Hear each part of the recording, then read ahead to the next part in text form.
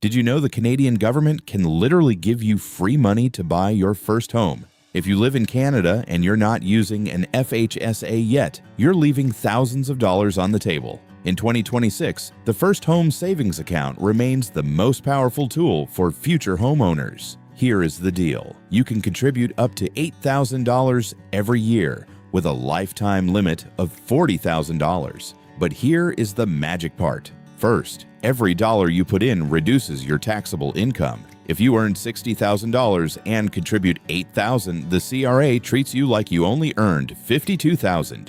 That's an instant tax refund. Second, your investments inside the account grow completely tax-free. And third, when you're ready to buy your home, you take all that money out, including the growth, and pay zero taxes. Unlike the home buyer's plan, you don't even have to pay it back.